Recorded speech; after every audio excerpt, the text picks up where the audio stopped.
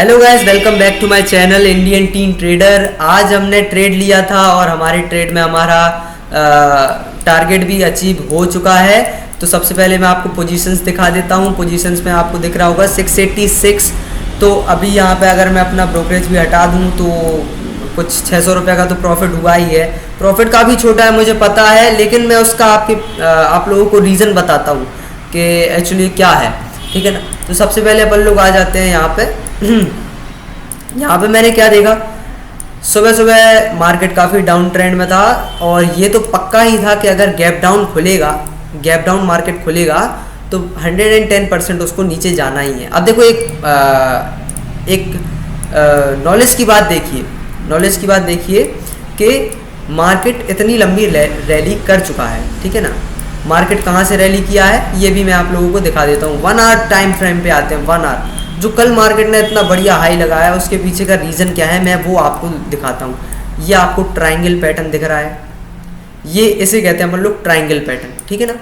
Triangle pattern आपको दिख रहा है 1 घंटे के चार्ट पे। अब 1 घंटे के चार्ट पे है, यानी कि इसका अगर ब्रेकआउट मिलता है तो कितना अच्छा आपका ट्रेड एक बन सकता था।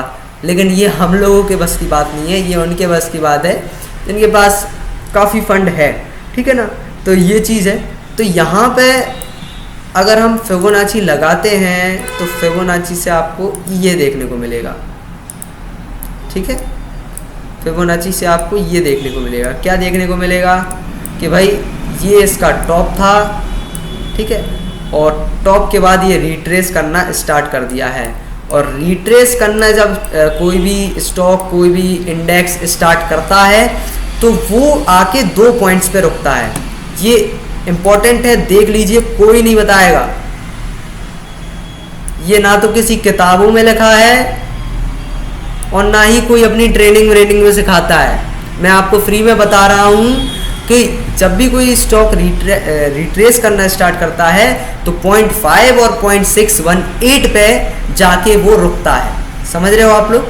0.5 और 0.618 पे जाके वो रुकता है। तो पहली चीज़ तो ये थी, ठीक है ना।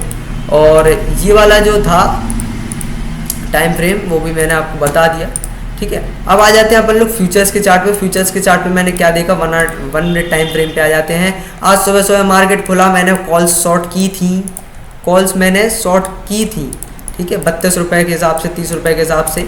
लेकिन एक में मेरा टारगेट अचीव हुआ 4 रुपये का, एक में मेरा स्टॉप लॉस अचीव हुआ 2 रुपये का। वो इस वजह से हुआ क्योंकि मेरे पास फंड अभी कम है, ठीक है।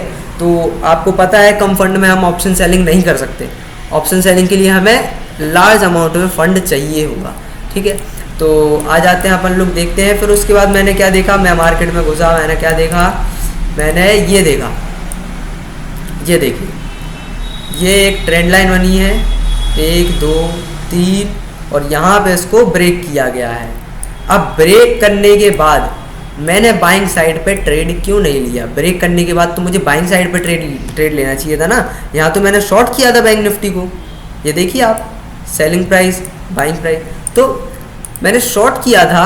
तो शॉर्ट तो मैंने यहाँ पे किया था। पहले आप ये देख लीजिए क्या हुआ कि मैंने यहाँ पे बाइंग का मूड बना लिया था, लेकिन मैंने ये वाली ब्रेकआउट कैंडल देखी। पहले तो ये अपनी ब्रेकआउट कैंडल थी, ब्रेकआउट कैंडल के बाद ऊपर इसको जाना चाहिए था, इधर से फिर रीटेस्ट करने के लिए इस लेवल को इसको आना चाहिए था, फिर इस तरीके से जाना चाहिए था। किस तरीके से जाना चाहिए था? ऐसे ऊपर जाके फिर रीटेस्ट करने आता, फिर ऊपर जाता। लेकिन ये इस तरह से परफॉर्म नहीं कर रहा था। ये कैसे परफॉर्म कर रहा था? निकला, वहीं घूम रहा है, वहीं घूम रहा है, फिर निकला, फिर वहीं घूम रहा है, ठीक है। तो इस लेवल पे मैंने कहा यार रहने दो, कॉन्फिडेंस जब आपको ट्रेड में ना आए तो आप मत लीजिए, ठीक है। उसके बाद मैंने क्या देखा, उसके बाद फिर से मैंने क्या देखा कि रेंज बाउंड तो हो चुका है मार्केट, है ना। रेंज में आपको दिखाता हूँ, ये रेंज बाउंड हो चुका था, ये देखो, ये वाले रेंज में मार्केट बाउंड हो चुका था, ठीक है। तो यहाँ पे मैंने एक शॉर्टिंग अपॉर्चुनिटी ढूंढी इस लेवल पे, ठीक है सर। एक सेकेंड, ये थोड़ा गलत बन गया, हाँ, ये वाला एरिया, ठीक है। तो यहाँ से ऊपर गया, फिर यहाँ पे ये वाली अपन को एक और ब्रेकडाउन कैंडल मिली। ब्रेकडाउन कैंडल के बाद जिस तरह से परफॉर्म करना चाहिए, नीचे गया, रीटेस्ट करने आया उस लेवल को, फिर वो नीचे जाना चाहिए, ठीक है।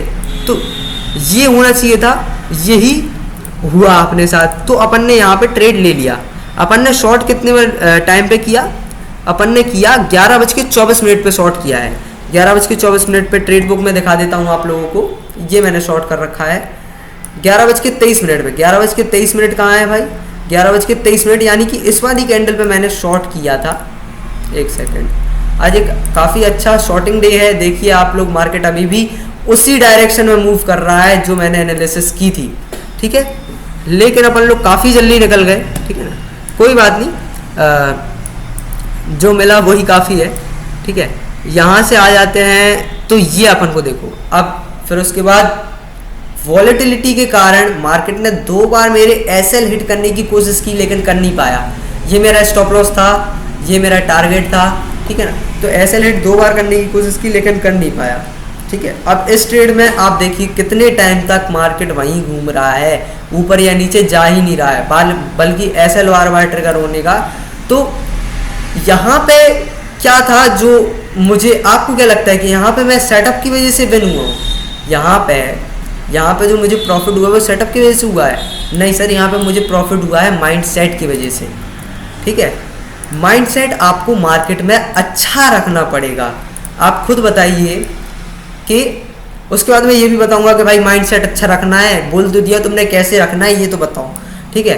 तो आप ये देखो कि 2 बार ऐसे रिटर्न की कोशिश की मार्केट ने, लेकिन मैंने ये नहीं सोचा, मैं अपने टारगेट पे अड़ा रहा सर। ऐसे नहीं बोला मैंने कि पहले निकल जाऊंगा। आप खुद देखिए ये वाला लेवल, ठीक है ना, ये वाला लेवल एक अच्छा लेवल था, ये वाला। तो ऐसे कुछ भी आप स्टॉप लॉस टारगेट नहीं रख सकते, किसी भी जगह को आप स्टॉप लॉस टारगेट नहीं रख सकते। आपको स्टॉप लॉस टारगेट रखने के लिए उस जगह का एक वैल्यूएबल होना चाहिए। तो ये जगह वैल्यूएबल है कि नहीं, ये बताइए आप लोग। जिन लोगों को पता है उन्हें पता होगा कि ये जगह वैल्यूएबल है, ठीक है। इसलिए मैंने यहाँ पे टारगेट रखा अपना, ठीक है। तो यहाँ पे क्या चीज़ थी कि भाई अपना पोजीशन साइजिंग जो होती है, पोजीशन साइजिंग जिसको अपन लोग बोलते हैं, वो यहाँ पे आपकी करेक्ट होनी चाहिए। आपके अच्छे माइंडसेट के लिए आपकी अच्छी पोजीशन साइजिंग होनी चाहिए। सेटअप सर 20% काम करता है, बाकी काम करता है आपका माइंडसेट। अगर आपका दिमाग सही नहीं है, अगर आपके दिमाग में डर भरा हुआ है, तो इंसान अगर ये वाली कैंडल जब देखता ना, वो जब ऐसे हरी जा रही थी ये ऊपर, ये वाली कैंडल, तो यहाँ पे वो एग्जिट करने के लिए सोचने लगता। लेकिन उसके बाद मार्केट ने क्या देखा कि जिसके पास पेशेंस है वही यहाँ पे विजेता बनेगा, ठीक है। तो माइंडसेट अच्छा कैसे रखा जाएगा? पोजीशन साइजिंग से। अब मैं ये देख रहा था कि भाई मैंने एक लॉट ले रखा है, 20-25 पॉइंट का स्टॉप लॉस होगा, ठीक है, हमें कोई फर्क नहीं पड़ेगा। लेकिन अगर मैंने 4 लॉट ले रखी होती है 20-25 पॉइंट का स्टॉप लॉस, तो आप खुद सोचिए कि कैसा लगता। ये चीज़ आप लोग सोचिए। तो इसीलिए मैं कहता हूँ कि पोजीशन साइजिंग, प्रॉफिट कम आ रहा है, ये आज कम आ रहा है, ये आज कम आ रहा है, लेकिन मनी मैनेजमेंट रूल्स के साथ में कम आ रहा है, तो उसका हमें कोई दुख नहीं है, ठीक है। दुख इस चीज़ का होना चाहिए हमें कि भाई अगर हम यहाँ पे, मैं आपको 7,000 दिखा दूँ, इसी चीज़ से क्या मैं 7,000 नहीं कमा सकता था, 8,000 10,000 नहीं कमा सकता था। लेकिन बात क्या थी कि वहाँ पे मुझे अपनी पोजीशन का साइज बढ़ाना पड़ता, जो कि मेरे रूल्स के खिलाफ हो जाता, ठीक है ना। पोजीशन साइजिंग के जो रूल्स हैं उनके खिलाफ हो जाता, और वहाँ पे मुझे, अगर आप सोचिए 1-2 पॉइंट भी ऊपर जा रहा होता तो मैं घबरा जाते आप लोग, ठीक है ना, क्योंकि पैसा किसको प्यारा नहीं है। तो यही मैं आप लोगों को बताना चाह रहा हूँ कि माइंडसेट यहाँ पे आप अपना अच्छा रखिए, उसके बाद आप ट्रेड करिए, ठीक है। तो आज की वीडियो के लिए बस इतना ही था। अगर आप लोगों को वीडियो अच्छी लगी हो तो आप लोग लाइक कर दीजिएगा, सब्सक्राइब कर दीजिएगा मेरे चैनल को। और एक चीज़ ज़रूर बता दीजिएगा कि कुछ लोगों को अभी पता ही नहीं है कि मार्केट में क्या है, कैसा है। तो अगर आप लोगों को लर्निंग सीरीज़ चाहिए हो तो आप लोग बता दीजिएगा, मैं आपको सारी चीज़ें शुरुआत से बताऊँगा कि क्या है फ्यूचर्स, क्या है ऑप्शंस, कैसे आप लोग ट्रेड करते हैं, क्या होता है। किसी लोगों को तो ये भी नहीं पता मार्केट क्या है। तो अगर आप लोगों को जानना है तो आप मुझे कमेंट कर दीजिएगा, सर बता दीजिए, मैं आपको बता दूँगा। थैंक यू, आज के लिए बस इतना ही था।